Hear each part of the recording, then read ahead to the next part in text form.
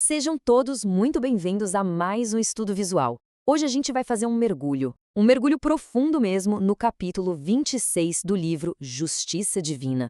O título é No Campo do Espírito, um texto magistral ditado por Emmanuel. O que a gente quer fazer aqui é explorar aquele ponto exato onde a espiritualidade e a ciência se encontram, sabe? Entender as leis universais do movimento, da ação, da entropia, tudo isso operando no nosso mundo interior.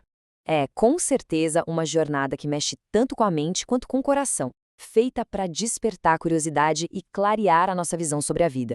Imaginem uma paisagem super vasta, melancólica, com colinas íngremes e vales profundos. Pois é, a jornada do espírito humano tem muito disso. Quando se tenta trilhar o caminho do bem, buscar um aprimoramento moral, é absurdamente comum bater aquela sensação de isolamento. É como se a estrada fosse solitária demais, árida demais.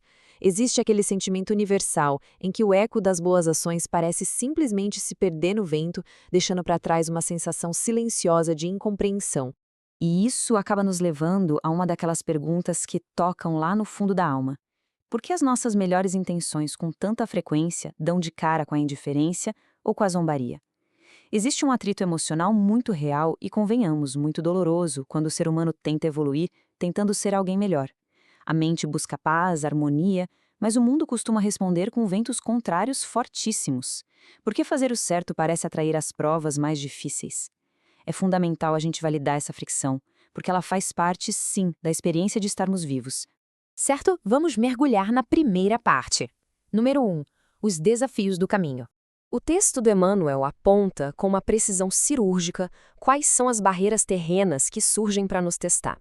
E a lista é pisada. São lutas enormes no próprio lar, onde frequentemente falta aquele entendimento básico, a queda dolorosa de companheiros que serviam de exemplo moral, a lama da calúnia atirada em mãos limpas, ver nomes queridos pendurados no varal da suspeita. Isso sem contar o gelo da indiferença frente a palavras nobres e, claro, o que talvez mais doa no coração humano, recolher escárnio em troca de amor. É uma lista que gera muita empatia imediata, não é? O texto atesta e valida essa dor profunda, listando exatamente as dificuldades clássicas que surgem quando há uma disposição sincera para a elevação. Mas, olha só que interessante, é bem aqui que a gente tem uma baita quebra de paradigma nesse estudo. Esses atritos todos, eles não são punições. Tampouco são sinais de que o universo está conspirando contra quem faz o bem. De um ponto de vista do desenvolvimento espiritual, e até numa ótica quase científica, eles são catalisadores de progresso. São forças de resistência estruturadas para gerar tração na alma humana. O texto é enfático. O problema não pede desânimo nem acusação. Todo esse atrito listado antes é, na verdade, um convite irrecusável e absolutamente necessário para o trabalho árduo. Avançando um pouquinho, número 2. Metáforas da estagnação. Entendendo a necessidade desse atrito, a gente passa a observar o comportamento humano sob uma lente bem científica, introduzindo o conceito de entropia espiritual.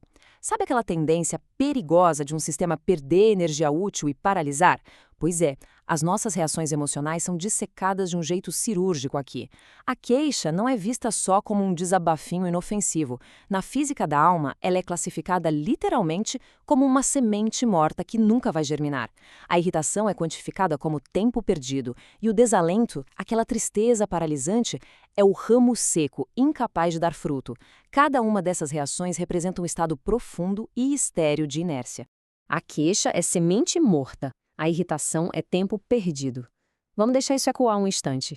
A genialidade dessa síntese está na constatação matemática do desperdício de energia. Toda vez que se escolhe a reclamação, a irritação, o melindre, a gente pega uma energia cinética potencial gigantesca que poderia alterar realidades e simplesmente anula. É o equivalente exato a represar a água e impedir que ela mova as turbinas. E como as leis da natureza nos ensinam muito bem, a água parada não gera luz. O que nos traz ao tópico 3. Número 3. A ciência do movimento. E aqui a gente chega no verdadeiro clímax do nosso conteúdo. A mecânica inegável do universo não permite paradas, exigindo uma dinâmica contínua.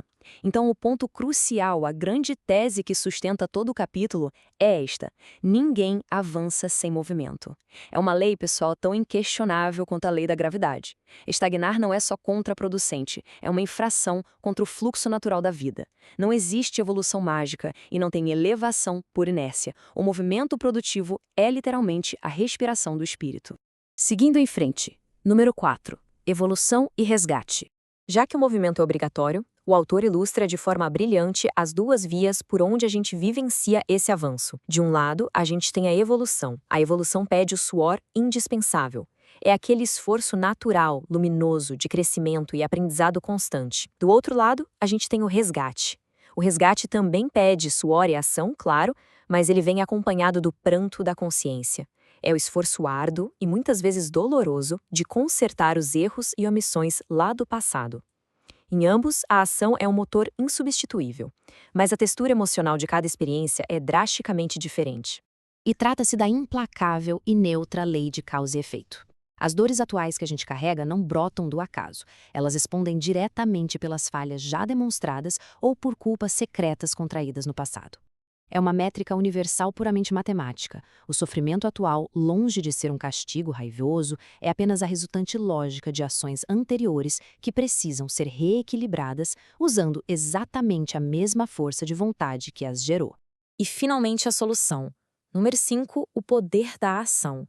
Se a lei cósmica aponta a falha, ela também ensina o método ativo para mitigar as provas que nos cercam. O material dá passos bem definidos. Primeiro, consagrar-se às tarefas do bem. Segundo, aceitar o favor de servir. Terceiro, abraçar o privilégio de trabalhar.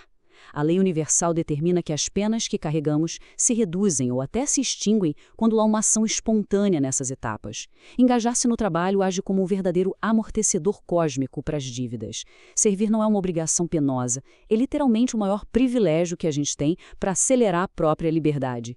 Para sintetizar toda essa ciência do espírito, a lição central é sobre a transformação.